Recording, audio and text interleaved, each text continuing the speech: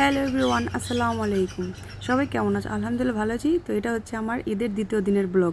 তো এই যে দেখো, ঈদের দ্বিতীয় দিন আমাদের কুরবানি করা হয়েছিল, কারণ ঈদের প্রথম দিন কুরবানি করতে পারিনি, গরু কিনেও কুরবানি দিতে পারিনি। কারণ দেখা যায় গরু বানানোর যে কসাই থাকে তাদেরকে সহজে পাওয়াই যায় না, সেই কারণে ঈদের দ্বিতীয় দিন আমাদের কুরবানি হয়। আর এই যে দেখো, সকাল সকাল ঘুম থেকে উঠে গেছি গরু কুরবানি দেখার জন্য। আর এইদিকে আমাদের গরুটা এত পাজি ছিল যে এত পাজি পায়জামি করতেছিল যে বলার মতো না। কিন্তু কি বলবো, আল্লাহর নামে যেটা কুরবানির জন্য আনা সেটাকে তো কুরবানি দিতেই হবে, তো সেটার জন্য খুব কষ্ট হয়। তো আগে তো যখন একদম আমার নবীদের আমলে তখন তো সন্তানদের কুরবানি দেওয়া হতো, সেই থেকে আল্লাহ পাক এই যে পশু কুরবানির হুকুম করেছে, সেই থেকে পশু কুরবানি করা হয় আলহামদুলিল্লাহ।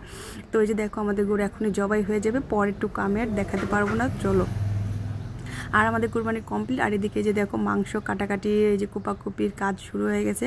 এখানে আমার ভাসুরের ছেলে আরও লোক আছে কষাই, তারা সবাই মিলে যে দেখো এখানে গরু কাটাকাটি গরু বানাচ্ছে। আর আমাদের মহিলাদের কাজ কি জানো, এই যে গরু কাটার আগে কিন্তু বুড়িটা বের করা হয়েছে। তো এই যে দেখো, আমরা হচ্ছে এখানে বুড়ি পরিষ্কার করতেছি।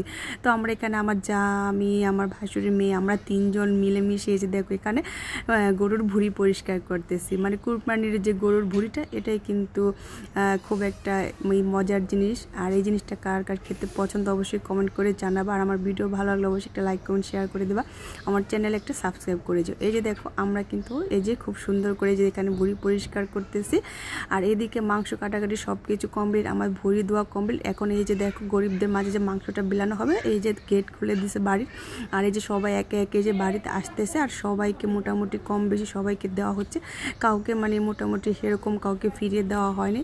তো এই যে দেখো, যাকে যতটুকু পারতেছে সবাইকে দিতেছে, কারণ ওই দিন এত প্রচুর পরিমাণে লোক ছিল ঈদের দ্বিতীয় দিন, কি বলবো। তো আমাদের পাশের বাড়িতে ওই দিকেও 3-4টা গরু জবা হয়েছে, সব মিলিয়ে এলাকায় ঈদের দ্বিতীয় দিনে আমাদের এলাকায় অনেক গরু কুরবানি হয়। আর অনেক গরিব মানুষ ছিল, তারপরে বলবো আলহামদুলিল্লাহ সব কিছু সুন্দরভাবে হয়েছে কুরবানি।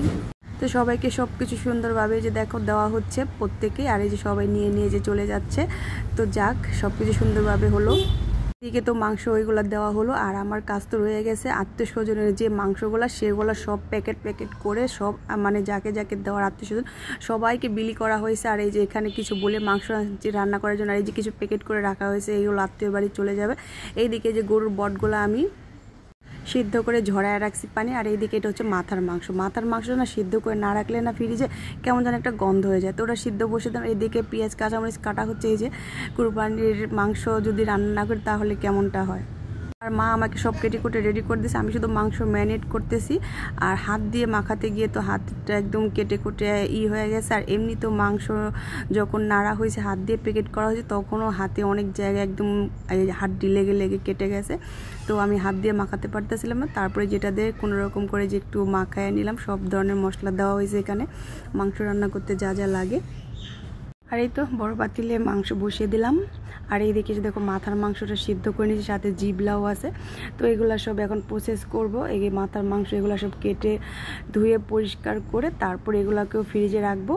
আজকে যত রাতি হোক, আজকের কাজ আমাকে আজকেই সব শেষ করতে হবে, তা না হলে আমার একটু ভালো না। আর এদিকে যে মাংস বসেছিলাম, মাংস একদম প্রায় হয়ে আসছে, দেখতেই পারতেছো। তো আমি এখন মাংসটা নেড়ে চেড়ে দেখবো যে লবণ টবণ সব কিছু ঠিক আছে কিনা, কারণ ওই যে বসাইছে আর দেখতে মাঝে মাঝে একটু শুধু নাড়া দিয়ে দিচ্ছি, তো দেখি যে একটু লবণ কম হয়েছে, তো একটু লবণ লাগবে।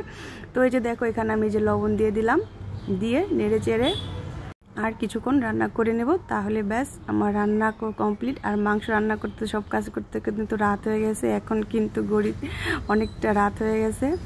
তো তোমাদের তো বলতে ভুলেই গেলাম, তার মাঝখানে কিন্তু খিচুড়ি গরুর মাংস আরেকবার খাওয়া হয়েছে। আর এই যে দেখো, এখানে আবার রাত্রেবেলা এই যে মুড়ি দিয়ে মাংস নিয়েছি, সেটাই খেয়ে নিচ্ছি।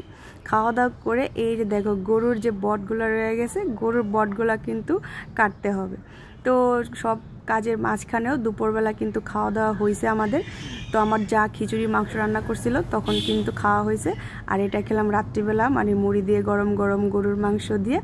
তো এই তো খেয়ে দিয়ে এখন গরুর বট কাটতে বসবো, কারণ আমার আজকের কাজ আজকেই সব শেষ করতে হবে, তা না হলে একটু ভালো লাগে না। তো চলো এগুলো কেটে কুটে একদম রেডি করে নেই, তারপর আসছি। আর এই যে দেখো ফাইনালি আমার গরুর বট কাটা কমপ্লিট, এখন শুধু ধুয়ে প্যাকেট করে ফ্রিজে রেখে দেব। তো আমার আজকের মতো কাজ এখানে সমাপ্তি। এখন গড়িতে প্রায় 12টার উপরে বাজে রাত। তো আজকের মতো এখানে সে ভালো থেকে সুস্থ দেখো, আমার জন্য দোয়া করো, আর ভিডিওটি ভালো লাগলে অবশ্যই একটা শেয়ার করে দিও। তো কার কীভাবে কুরবানির ঈদ কাটলো অবশ্যই কমেন্ট করে জানাবা। তো সবাই ভালো থেকে সুস্থ থেকো, আল্লাহ হাফেজ, টাটা, বাই বাই।